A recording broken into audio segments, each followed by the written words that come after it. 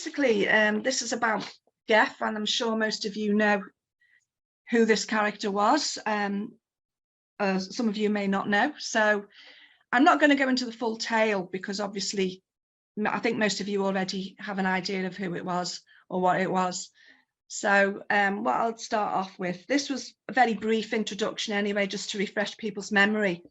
It was about a lonely, isolated family which was visited by a strange animal that literally talks his way into their life. He's mesmerizing and manipulating them. He became their daily guide and protector from the outside world. And as the family became more alienated from the outside world, they begin to accept their new house guest as one of the family, and their attachments grew with each other. So as each becomes more protective and covetous, their relationship with reality begins to slowly melt away. This is my viewpoint. So inquiring visitors are entertained, but they're not really accepted. It's almost like a medieval witch's familiar story, bearing all the hallmarks of a modern day poltergeist phenomena. And it does sound like a very good story to read, except it is actually a case which we all know about. It actually happened, but it's 92 years ago now. And although the case is old, it's not forgotten, and many still wonder exactly what Geff was. So I'm just going to give some background information to my interest in Geff. And this is just the introduction I've just given. And this is the Irving family. You're probably all familiar. There was just 4 of them that lived in this isolated farmhouse. So my background to the interest in this case was, as Claire mentioned, I went to an exhibition in Liverpool. This exhibition was like an art exhibition, and it was called Apparitions. And there is the actual photograph of the original dwelling where the Irvings lived. This is the flyer about the exhibition. So it was 2 artists, Brian Caitling and Tony Grisoni, who talked about their work. And it was actually in 3 installments. It was called Apport Tables 1 to 5, Vanished, a Video Seance, and Palermo. Now it was the Vanished, a Video Seance, which from what I can remember, which was about Geff and this whole family that was involved with this very strange phenomena. So this really ignited my interest, and I went away, and to be quite honest, I became a little bit obsessed with it. I actually wrote originally a play, and then, as Claire mentioned, the Daily Mail ran a project asking the public to submit a novel, and they would publish it. So I made my play, which was fiction based on this case, into a novel, and I submitted it, and it became published as a book. Obviously, I changed the name to The Wittering Weasel. This is the book that started it all, by the way. You're probably all familiar with this. This was written by Harry Price. But this was my own contribution in 2005. And as I said, it was called The Wittering Weasel because it was based on this talking mongoose. And I just changed the characters in it. But I think anybody who knows about the case or is familiar with the case will definitely know what the story is about, what it's based on. So anyway, that's where my interest started with that. And as I progressed, I started thinking about Geff. And I actually started writing a non-fiction book on this character, but I haven't really brought it to fruition yet because there's lots of things I want to think about. So all these different things I was thinking about Geff. Was he an exaggeration by the family or investigators? Was he a fraud or a hoax? Was it something to do with shamanistic activities or beliefs? Was it multiple personality disorder? Was it demonic, a thought form, spirit, a dimensional creature, an interdimensional creature, a tulpa, a familiar, or hallucination? But there were links to the Bell Witch as well, which I thought was quite interesting. So I just want to touch a little bit on the idea of the tulpa. I've gone the other way, haven't I? Yeah, tulpas. The first time I came across tulpas was in a book that was written by Alexandria David Neal, who went to Tibet. And the word tulpa, I'm sure most of you already know this anyway, is a Tibetan occult term, which means a thought form.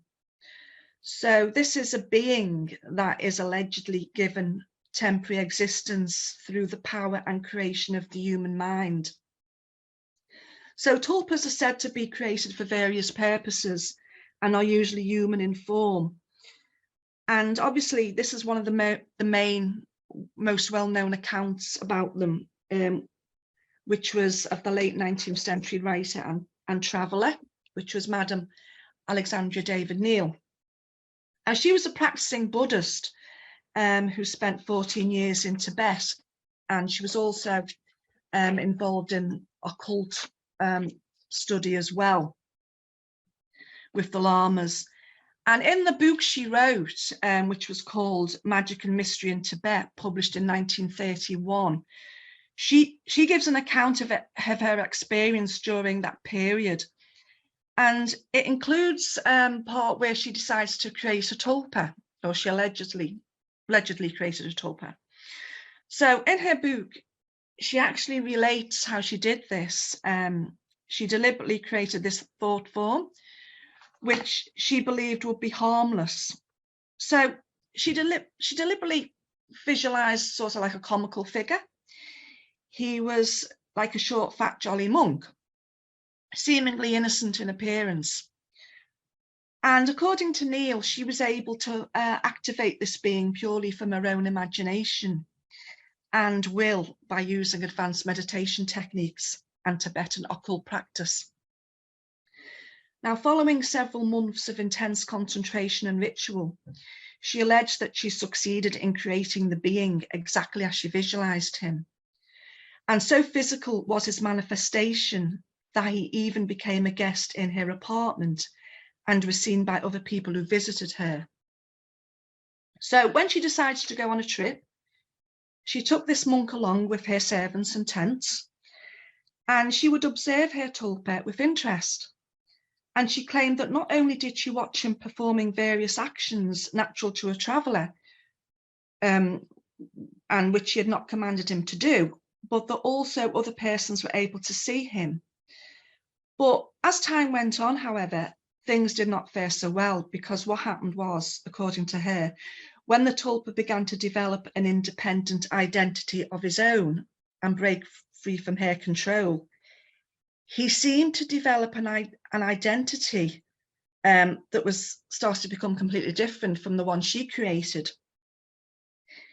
His physical appearance, which was originally created by Alexandria, became completely different. His facial features altered, giving him a more sinister and malevolent countenance.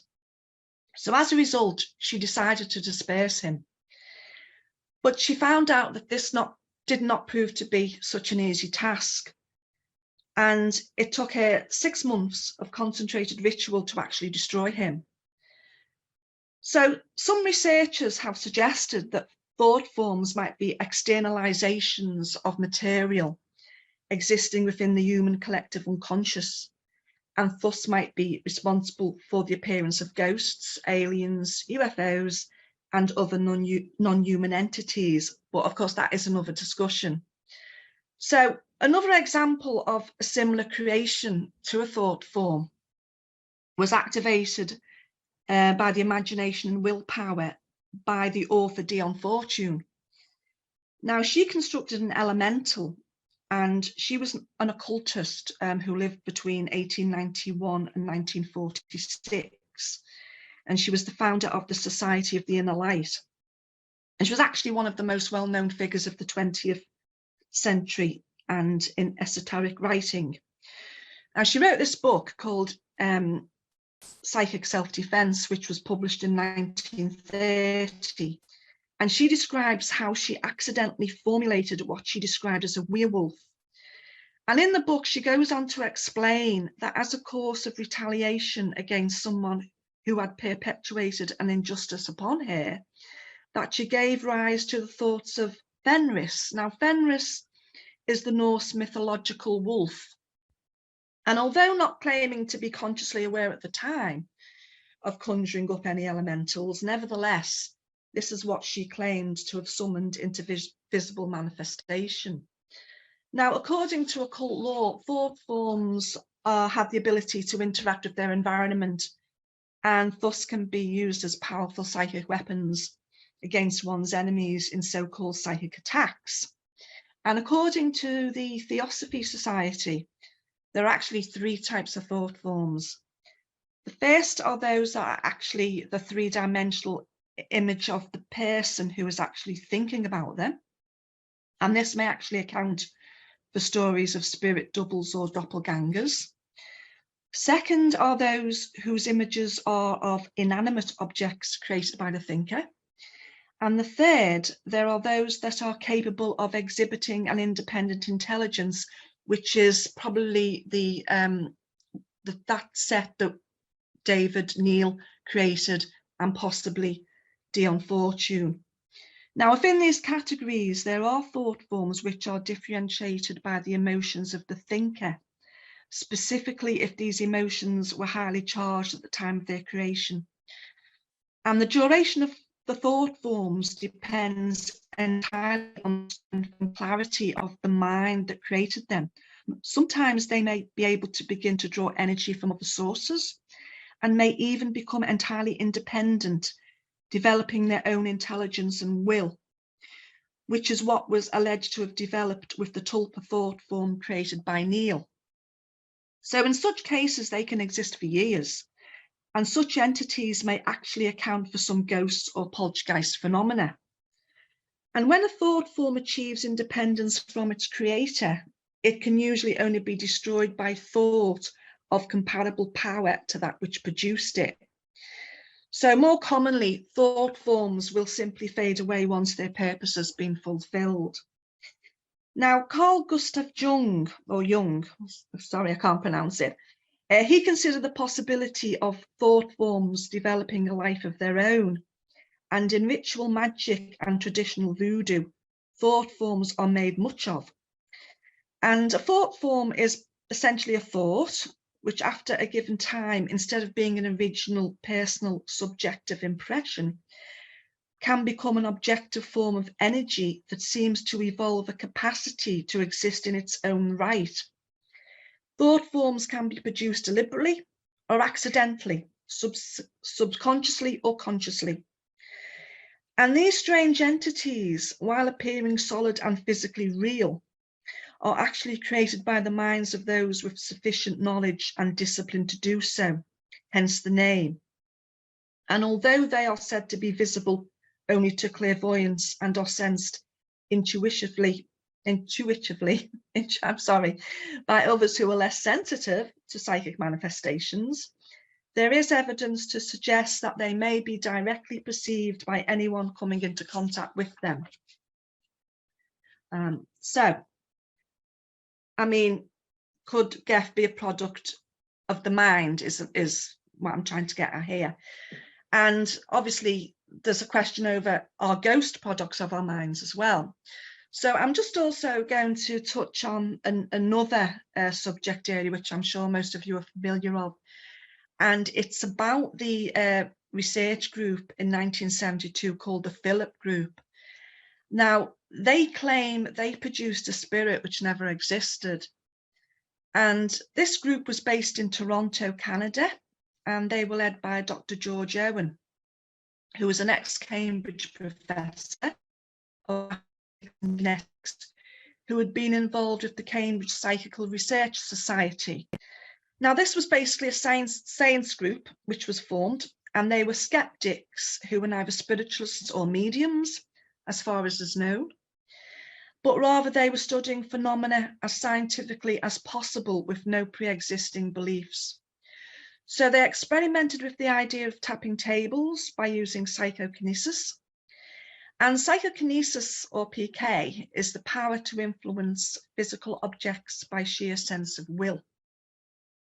The group were apparently very successful, allegedly, either at contacting discarnate forces or, as some might believe, at tapping energies from within themselves.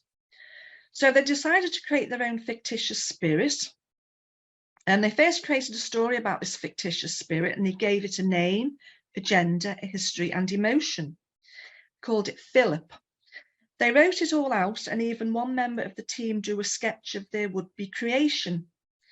They held regular meetings to discuss his non-existent life, and the story became more and more embroidered and embellished, with the group trying to contact Philip, yet there was no success for a while.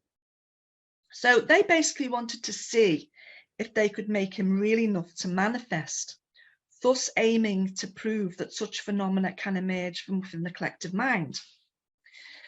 So, as paranormal events are said to often occur when the experimental subjects relax, the group decided to be more relaxed and less serious about their subject.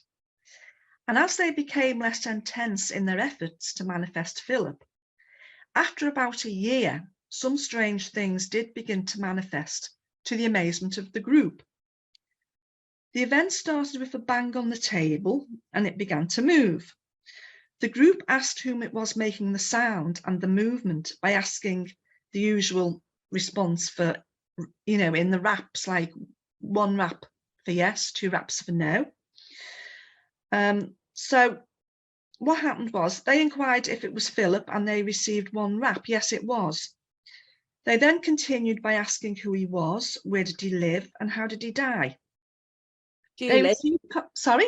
Julie, I do apologise for interrupting. A few people are saying we've still got the Tulpa screen on. Is that the one that's supposed to be on? Yeah, I haven't gone to the next one yet, because I'm going to go on to familiars after this one, because I'm trying to tie it all in. Yeah, no, yeah. Speed, I was just checking. Yeah, that's fine. Thank you. Oh, I'm going well out of it now. I'm going well out. I'm going fast. I'm not very tech savvy, so I'm going to see if I can shift the things back. Right. Let me get back to it. I'll get back to that. Yeah, I do apologise for interrupting your flow. I just, some people forget to move on. That's fine. That's fine. Yeah. Yeah. I don't want to spend too much on this, but I'll just give you an idea about this whole link. So basically, after about a year, this Philip character, he manifested, and to cut a long story short, he started to communicate using letters of the alphabet, which is what mediums and spiritualists do or used to do, and he relayed to them the details they had constructed. He then increased the details and proceeded to make the table levitate all around the room. Of course, many precautions were taken to prevent fraud, and the raps occurred in good light on the table, and the effects occurred before television cameras. Now, in 1974, the group took the table they were using for the seances to the studios of Toronto City Television, and apparently Philip continued to manifest himself there as well, with raps and table movement. But efforts to detect any fraud were apparently met with failure. Anyway, this Philip, he became more mischievous, and then he refused to answer. He would bang loudly, upset the table, and even apparently chase people with the table. So this fabricated phantom began to adopt what seemed like a degree of independence, which no one on an individual basis could terminate. Because as you remember, it was the whole group that created this being, allegedly. So the consensus was that if Philip was created by the group mind, then it seemed that he could only be destroyed by the group mind. So on these occasions, the team threatened Philip by telling him that if he did not stop misbehaving, then they would basically dissolve him away. As they told him they had brought him into existence and that they can uninvent him, so to speak. And of course, when they said this, the raps would become fainter. And it eventually took a lot of concentration for the group to actually get rid of Philip. Eventually, even after they took a lot of concentration to get him to regain power. So the team argue that this experiment demonstrated the reality of ESP and PK, and that the whole issue of hauntings and ghosts might be a result of internal rather than external factors, implying that ghosts could just well be surrogate creations of a belief system fueled by latent ESP and PK. And this put a whole new perspective on the subject of paranormal phenomena, or did it? Because according to Colin Wilson, in his Directory of Possibilities, 1981, he says that we may, of course, prefer to believe that the being who called himself Philip was an alien entity with nothing better to do, but a far less far-fetched hypothesis is that the unconscious mind of the group had finally obliged them and created a ghost. All this suggests another tempting hypothesis, that all paranormal occurrences are evidence not of the dark side of nature, but of the dark side of the human mind. But of course, such a hypothesis would actually be hard to apply to many cases of paranormal phenomena, such as hauntings, ghosts, and poltergeists. And the idea that the human mind is alone wholly responsible for some of the more exotic cases of paranormal phenomena beggars belief, more so than a blanket acceptance that everything paranormal is satanic in origin. So, was Philip a thought form? I mean, once a thought form is brought into existence, it then has certain autonomy. It is not chained to its creator, although obviously this is all alleged. There's no proof of all of this, obviously, but this is what the commentaries have been. And can someone invent someone or something that does not exist and has never existed? So as bizarre as these cases sound, and as I've just stated, of course, there's no real evidence for any of the claims made. Nevertheless, they may shed some luminary on another aspect of the Geff story. And according to the theory of the thought forms, the duration of a thought form depends entirely on the strength and clarity of the mind that created them. So sometimes they may be able to begin to draw energy from other sources. And they may even become entirely independent, developing their own intelligence and will. In such cases, they can exist for years, and such entities may actually account for some ghosts or poltergeist phenomena, as I stated earlier. But of course, when the thought form achieves independence from its creator, as is just touched on, it can only usually be destroyed by thought of a comparable power to that which produced it. And more commonly, thought forms will simply fade away once their purpose has been fulfilled.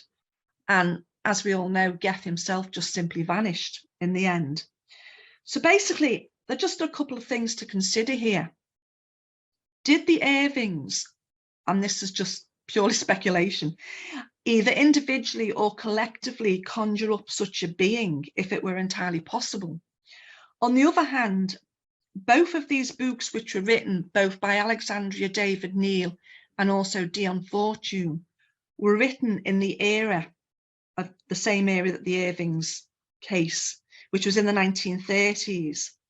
So both of these books, which provided accounts of thought forms, were published at the same time as the Geff case. Is it possible that they had been read by the Irving household or one of the members of the family, who then decided to copy the idea that Geff may be a thought form or a tulpa, and then go and present this idea to the outside world? However, according to research on the Geff case at the time, there were independent witnesses who attested to the objectivity of whatever it was that was Geff. So that's just one theory and idea to consider. The next one I wanted to look at was this whole idea of familiars, animals and fetches. And this illustration you've probably all seen before is Matthew Hopkins, and this just shows a couple of witches and their alleged familiars and the names they gave to their familiars, which he reckons that they they used as they're like animals, but they were like spirit animals or familiars. Now, in tribal and shamanic cultures, the spirit guides are also traditional guardian spirits, which usually takes the form of an animal possessing magical powers, which can be called upon at various times. A totem animal could even just simply be a physical creature, such as a pet, which is kept as a reminder of the individual spirit totem, or as a symbol of his magical group, or perhaps personal family. The group fetch is the easiest of the totem animals for an individual to acquire, as it is simply a matter of choosing the animal, which seems most symbolically appropriate to personal needs than creating an elemental body and enlivening it. So such knowledge of the procedure would be known to those of occult knowledge. Totem animals, just like familiars, were sent off to perform various functions on their owner's behalf. The traditional method for requesting the help of a totem animal or a familiar spirit has always been the act of feeding the spirit. And this can take the form of serving foodstuffs, which the physical animal would normally eat, or it can be a preparation of special spirit food. So such spirit food was said to consist of a mixture of the most basic ingredients, such as bread, milk, honey, wine, and even a drop of the operator's own blood. And this would be left in a special place, usually the area considered to be the totem animal's home. Now, it is interesting to note that Geff drew blood, according to Harry Price's book, from and biting her finger, as if aiming to forge that vital link with her as his source of food or energy, and that Mr. Irving would leave bread for Geff on the crossbeams, where it was known he took his rest and habitation, his personal sanctum, as Geff himself called it. So it was noted that on occasion when Geff chose to speak or make a noise, that Vori was not present. Now, obviously this alludes to the possibility that it was Vori herself who was responsible for the conversations and sounds of Geff. But it is also worth noting that during the days of the witch craze, that if an animal was present in the absence of its owner who was suspected of being a witch, then that animal was indeed considered to be the witch who had shape-shifted and taken on its form. So, to be honest, likewise, if it had been the 1530s instead of the 1930s, no doubt Vori would have been accused of being able to become the Mongoose. And this is just another way of looking at it. So, as far as familiars go, tasks that such a creature would be used for included protecting the home from intruders, taking or collecting information, a spiritual or psychic advisor and a confidant. Certainly a useful commodity to have for an isolated family. So familiars were described as low-ranking demons that were in constant attention to witches for the purpose of carrying out spells and bewitchments. Familiars, also called imps, as in this picture here, were said to be given to witches by the devil himself, or brought or inherited from other witches. So a witch would have several of them. And a familiar could take many forms, always usually animal forms, via what is known as shape-shifting as well. These animals could include hares, cats, toads, birds, rodents and dogs, and they all seem to be the most common. The fear that all cats were witches' familiars was one of the primary reasons for the famous cat massacres during medieval European history as well. Even so, almost any animal could be suspected. A tiny old lady seen feeding the birds, or for that matter, any person who may just have an insect crawling or buzzing on the window, because for sure that poor old dear would be accused of witchcraft. So there's just another couple of slides here depicting witches with their so-called familiars, and here we see an illustration of a witch feeding. It looks like she's feeding her familiar. They look like frogs or toads or something, and that was from an old illustration, not sure what date. And here is another one. And these are 3 witches. And you can see here, one looks like she's got an owl on her shoulder. They're surrounded by a cat, a dog, and what looks like a very tiny creature at the bottom, which could be anything, a rat, a weasel, or even a mongoose.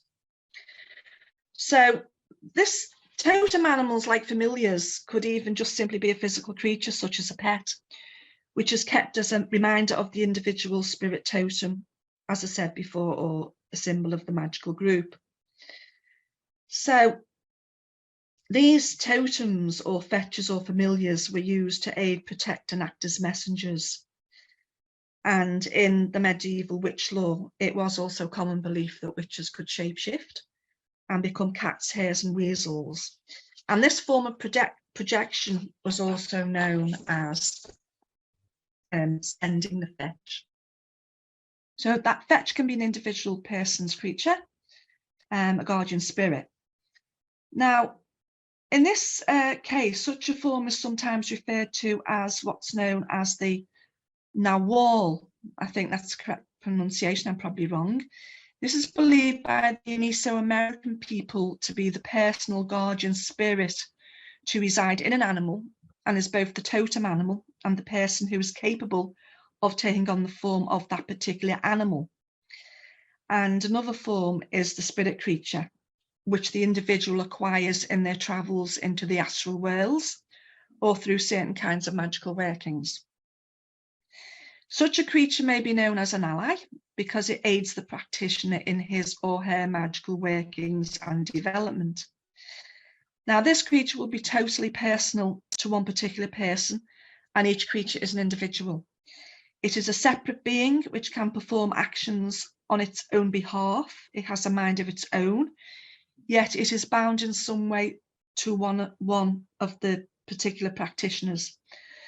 Now, of course, all this would normally refer to the world of the shamans, sorcerers and magicians. But, you know, this knowledge and practice of the magical arts and the occult studies was not unknown during the 1930s. And another question could be, could any member of the Irving family, or indeed the family as a whole, been aware, if not involved in such matters? And it seems a flight of fancy, and of course there is no evidence to suggest such, but nevertheless, does not the whole story of Geth fit such a framework? I mean, Mr. Irving was a learned and well-travelled man who seemed to have been influenced by other cultural beliefs and perhaps some occult ideologies, even if only artistically. But maybe there was more to the Irvings or Mr. Irving than met the eye of Mr. Harry Price. So I want to look now at just some similar cases to Geth. And this one is the Bell Witch, which you're probably all again very familiar with. There are probably a lot of paranormal cases which feature traditional poltergeist phenomena, which bear all the hallmarks of the Geth case, but I'm just going to focus on a couple here.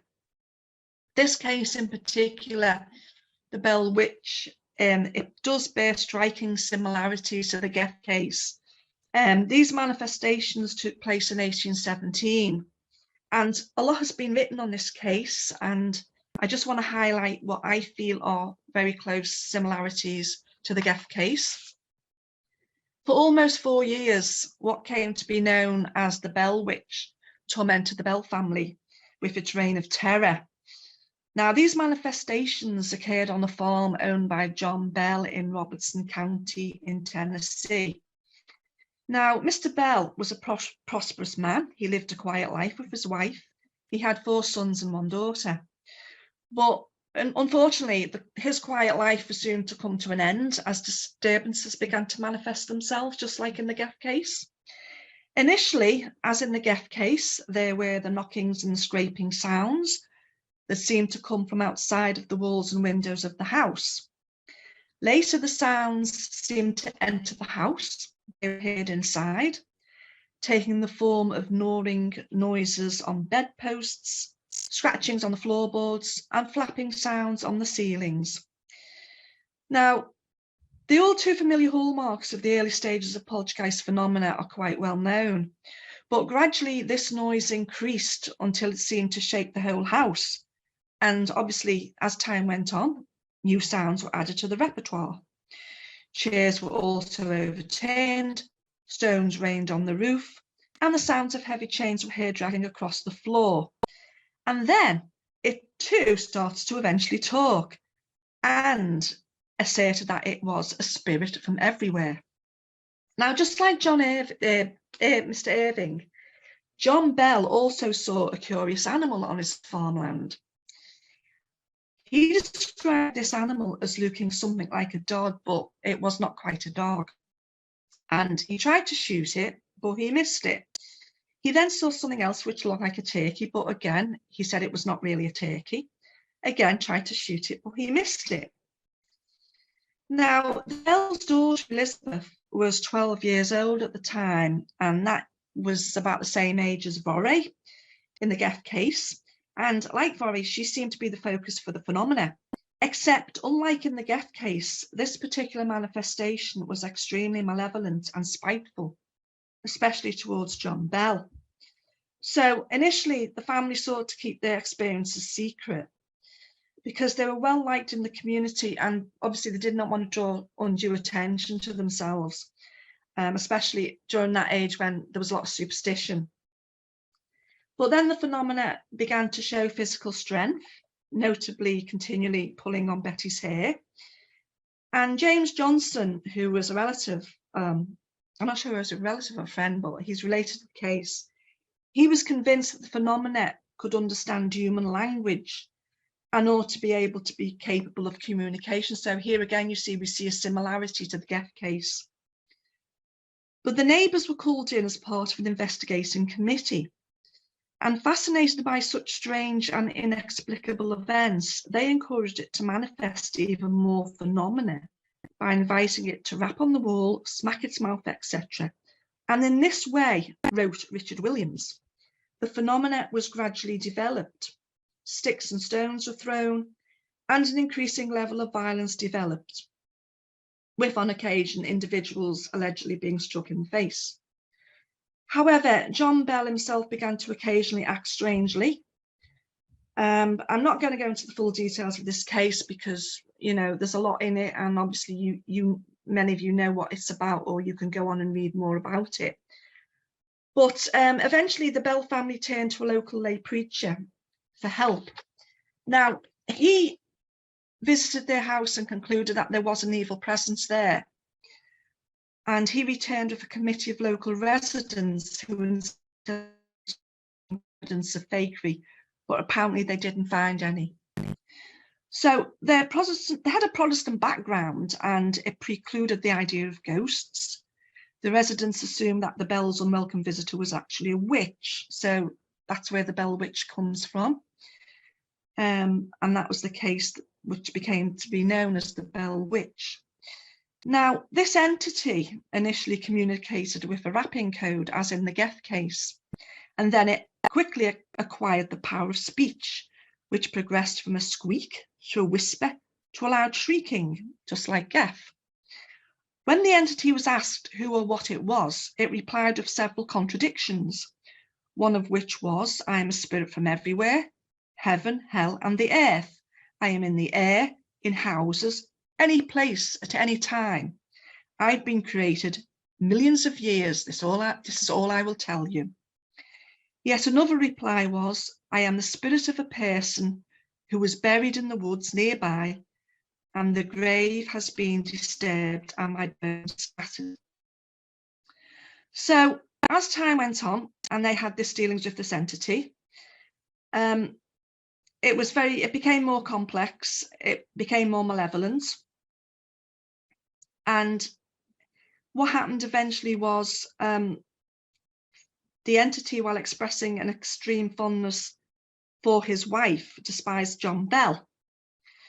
And it remonstrated its intention to destroy what he called Old Jack Bell. These disturbances continued for the next 3 years. They eventually took their toll on John Bell, and his health became seriously affected. and he fell into a coma in December 1820. The entity responded by declaring, "I have got him this time. He will never get up from that bed again." And after John Bell's death, the manifestations gradually lessened in intensity until the entity declared that it was leaving the family. It would return in 7 years, apparently it did, and then it disappeared forever. So this case, in my mind, is very similar to Geff. And psychologist and psychical researcher Nando Foda, who also investigated the Geff case, re-examined this Bell Witch case in 1951. And he commented also on the similarities between Elizabeth's fainting fits and transmediumship.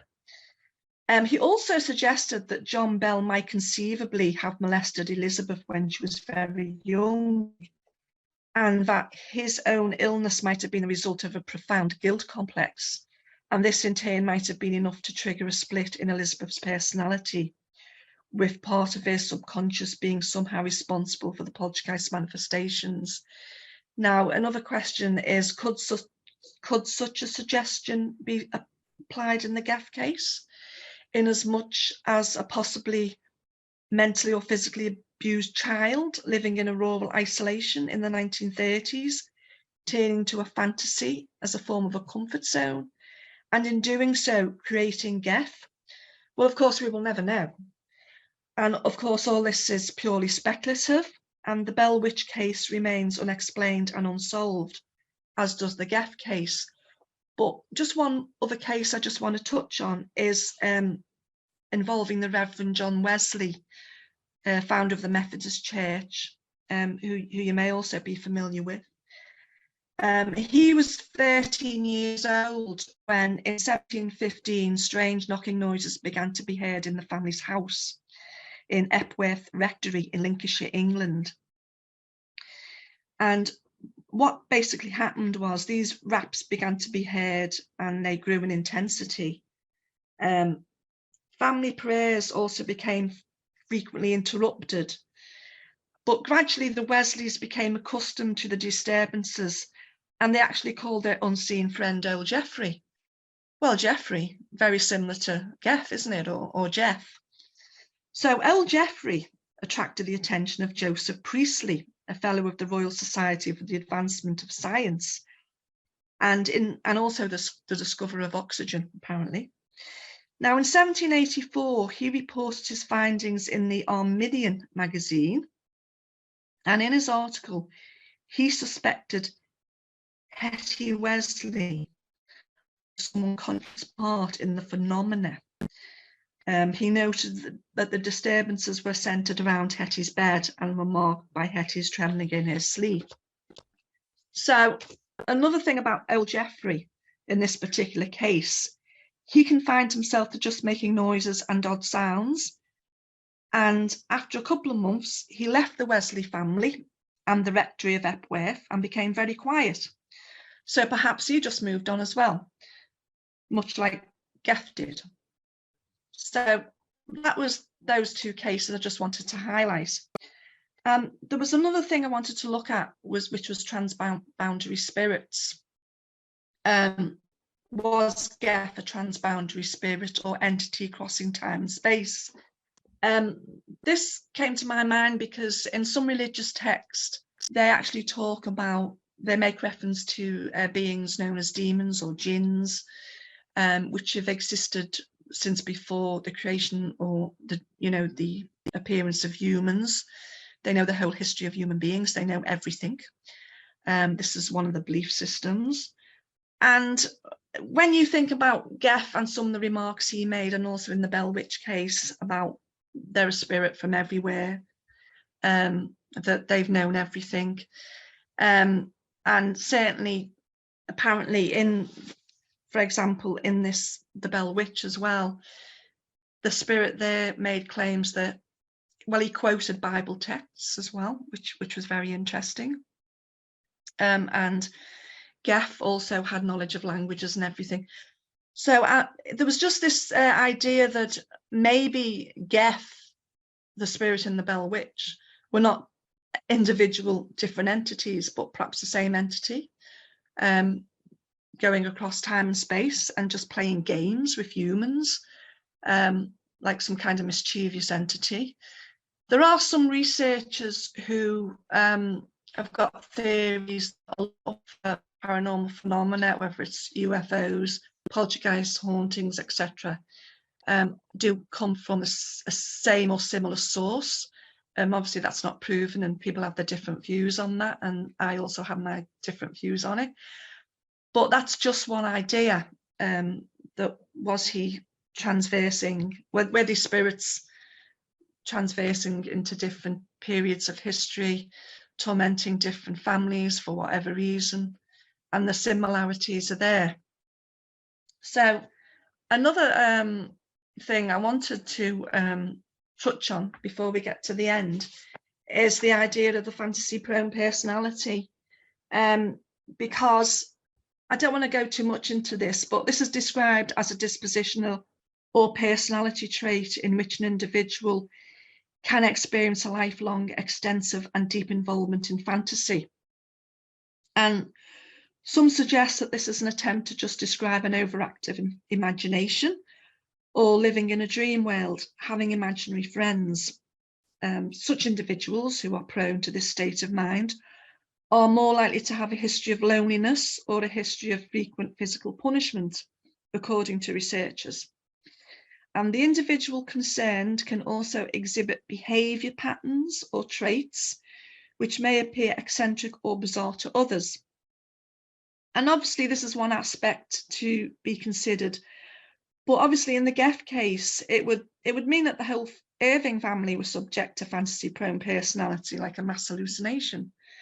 But then, of course, you've got the external witnesses. So I'm not sure that this could be considered in too great a detail for this case, although, of course, the possibility remains. Now, obviously, after the Irvings left the Isle of Man for the UK, Dawlish Cashen was taken over by a farmer. Now, in 1947, he claimed he trapped and killed an unusual animal. It was neither a stoat weasel or a ferret. I don't know what it was. Was it Geff? We don't know. But apparently in a later interview with Vorey, which I'll come on to in a minute, it wasn't Geff. So in time, Dawlish Cashen, where the family lived, it was left empty and eventually demolished. In 1970, the paranormal magazine Fate ran an interview with Vorey, and she was tracked down by a journalist called Walter McGraw.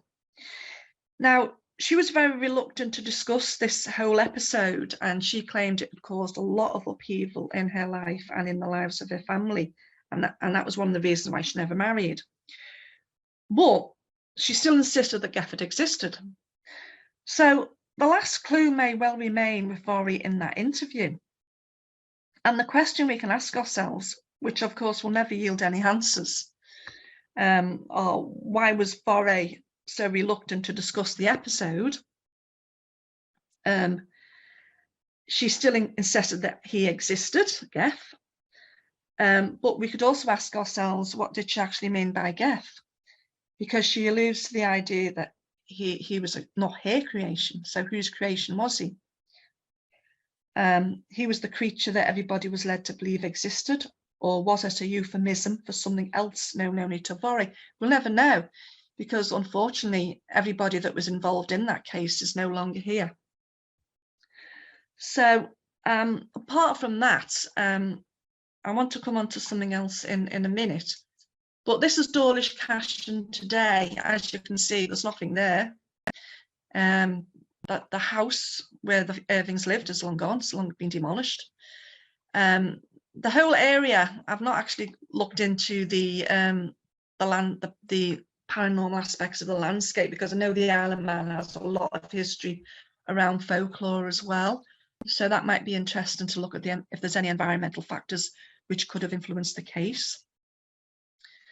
But there is an interesting note in the book that Harry Price wrote. It's in chapter 1, and he wrote this about Mr. Irving. He says his former profession used to bring him into contact with many Jews, and he still retains not only a working knowledge of Yiddish, but a curious interest in the race and its ways, exemplified in the Yiddish magical sign which he has painted on one of his fowl houses. Now, this gave me some thought, because obviously, why would Mr. Irving put a magical sign on one of his fowl houses unless he had some kind of knowledge or interest in the occult? Which brings me back to think, well, was he actually involved in occult or magical work? We don't know. I don't know what sign he painted. I as far as I'm aware, there's no photographs in the book. And so I don't know. That's a mystery.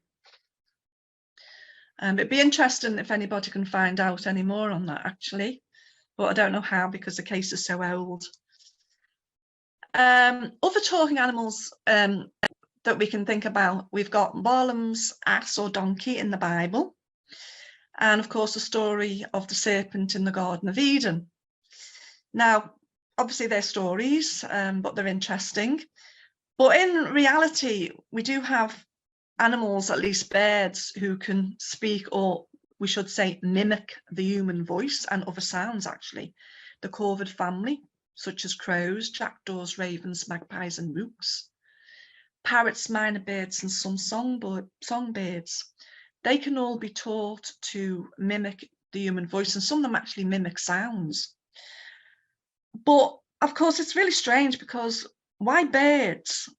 Why not other animals more like us, such as the primates? So that's another interesting thing.